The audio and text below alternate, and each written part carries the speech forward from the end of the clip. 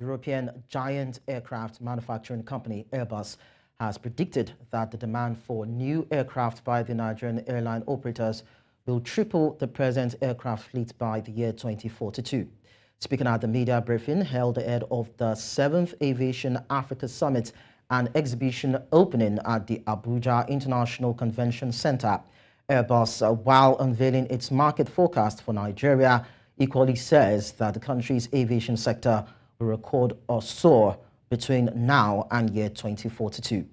The Airbus director acknowledged that aviation plays a pivotal role in driving economic development across the African continent through creating jobs, facilitating domestic, intra-African and global trade, including regional integration, with its significance particularly profound in the case of Nigeria. Right now, I'm being joined by Wole Shadare, an aviation analyst, for an expert conversation on this. Wole, thank you so much for being there. Thank you for having me. Good afternoon. So, given the unique challenges in Nigeria's aviation sector, how would you assess and analyze the current and future demand for air travel in the country? Thank you very much. If we look at the aviation industry in Nigeria, the aviation industry in Nigeria is growing, and we know that in 2019, the industry was growing very fast until we had COVID. And for 2-3 years, aviation activities were down all over the world. But with the protocol we put in place and the end of COVID, we're able to, I think we have gotten to almost 90% of what we were or where we were before COVID. Hopefully in the next 2 years, and in the next 2-3 months, we will reach the capacity we were in 2019 before COVID. And if you look at it, aviation industry has rebounded. A lot of people want to take to travel. And if a lot of people want to take to travel, there's demand for air travel. So what airlines are doing is to get more aircraft, to get more equipment.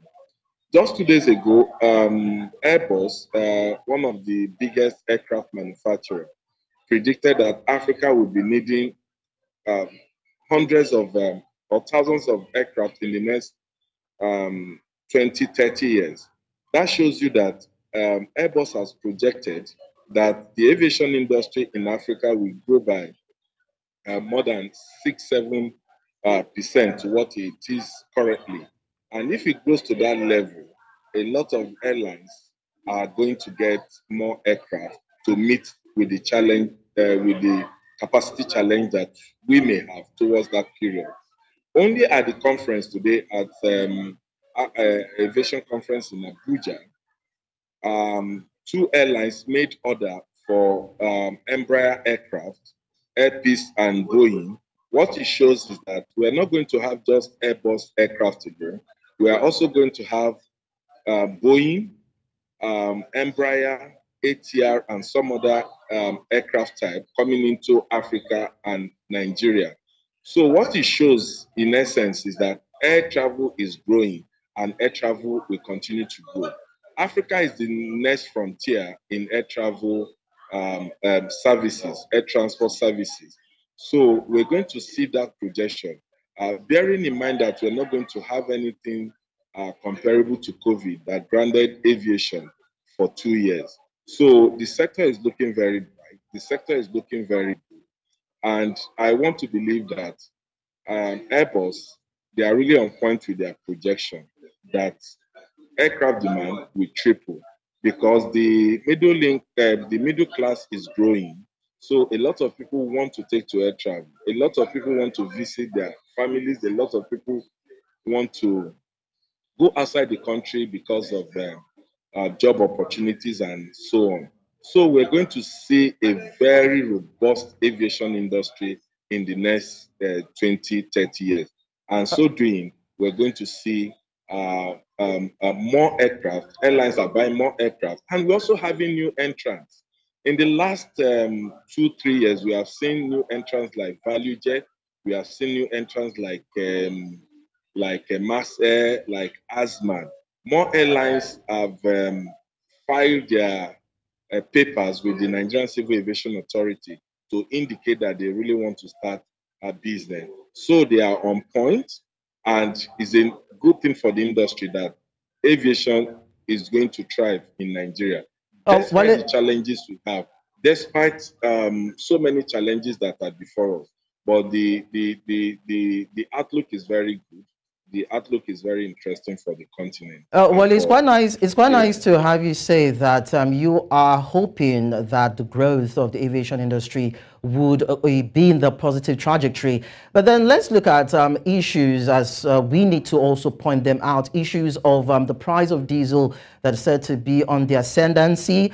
Issues of course, aircrafts, their safety, the state in which they're in, and the hike in fares, and some other issues that has to do with traveling. Now, of course, we know that these issues are there. So even as the aviation sector is trying as much as possible to procure as many aircrafts with quality, and will be able to add to the logistics and operations of the aviation sector and the airlines, what are the things that are being done to address these issues, to also ensure that the passengers who will be flying or using these facilities would be safe, and of course they don't have to spend too much while on in their voyage? Thank you very much. We've listed the positives about the aviation industry and what it will look like, or probably look like, in the next few years. But these positives are not coming without challenges. We have the issues of MRO, maintenance, repair, overhaul. The aviation industry in Nigeria, or the airline industry in Nigeria, spend over 10 billion, approximately, or more than 10 billion naira to ferry their aircraft out of the country for regular maintenance check. If we have a functional MRO, I think we'll be saving more of these monies that foreign exchange that we would have used to ferry aircraft out for maintenance overseas. Again, we talk about the aviation fuel or jet fuel. Honestly, you're very, very right that this poses a lot of challenge, or poses a lot of challenge to airlines. Because if you look at aviation fuel price in Nigeria or in Africa is up by 20% compared to anywhere in the world. Even taxes, there are huge taxes. In this conference that I came for, these issues came up yesterday, where aviation in Nigeria, we find it difficult to grow except government does all the necessary things that it needs to do. Except we bring down the prices of taxes and charges. What we have done is to shoot ourselves in the leg, because government is looking for more revenue and has seen aviation as very veritable area where they can make this revenue. But what the airlines do is to pass this cost to the passenger. So I agree with you that if taxes are reduced and airlines are able to reduce the cost of a ticket, more people will take to air travel. So we call on government to look at the challenges of this airline to see how they can assist them. If we refine our oil, if we refine our jet fuel in Nigeria, I'm sure it's going to come down by 20 or 30%, which would even help the airline. We also need to look at taxes, multiple taxes. We have over 27 taxes that airlines are charged. There's no way Nigerian airlines will be profitable except government brings down taxes to the barest minimum. We also talk about interest rate. There's nowhere in the world, there's no business that will survive on 25% interest rate. So government needs to come in. The banks also need to come in to look at how they can ameliorate some of this problem. And if government intervenes, I'm telling you, the projection will be higher than what the figure will be higher than what has been projected. Wole, all these problems are not unsurmountable. Okay. Well, yes, I'm sorry to cut in anyway. Talking about government intervention, of course, you are privy to the information about funds not being repatriated to foreign airlines that have traversed within different continents and Nigeria. And of course, there have been calls for the governments to see that these funds are paid to these airlines. And that's one of the major reasons whereby some countries have stopped their airlines from operating destinations to Nigeria. And one of them, of course, is the UAE, that, of course, the government is trying to ensure that the ban is lifted and people are able to move from Nigeria to that particular part of the world. So when we have issues like this and also issues around infrastructural dilapidation, how do you think the government can come in to address those areas? Because it will be a challenge when we have a friction between Nigeria's aviation sector and the aviation sector of other countries. And also when we look at the infrastructure, we do not have adequate infrastructure to deal with the crowd and the population and the people who will be moving. Of course, you talk about tourists too. Tourism is one of the main brains of Nigeria's revenue. So when we have issues like this, how do you think the government can come in to deal with it? I think let's begin with the issue of funds, seized or trapped funds. I think that's one of the issues that were discussed today, and the president, President Bola Ahmed Tinubu, has directed the CBN to make sure that they hold quarterly meetings with airlines that funds are trapped in Nigeria. What we need to do, or what they are going to do, and the president has also instructed them to make sure that they defray whatever is owed foreign airlines. I think that's the right step in the right direction.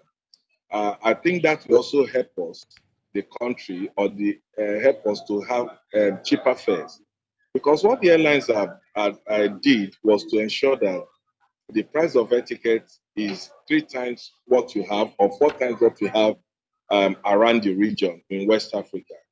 The fares that foreign airlines charge Nigerians is about the highest with the same equidistance. So, but we brought this upon ourselves in the sense that we shouldn't have, in the first place, head on to foreign airlines fund, which ran into almost $700 million. And by so doing, we have even violated the bilateral air services agreement that we signed, that airlines will be able to repatriate their money as quickly as possible. So most of the problems are not unsurmountable. We can't surmount them. But government must be deliberate, must be intentional in how he sees the aviation industry and how he intends to make it contribute more to the GDP of this country. It's so appalling that GDP, aviation contributes less than 2% to the country's GDP, which is very, very poor. Okay, well, Wole, Shadare, thank you so much for talking to us anyway. Really appreciate your contribution.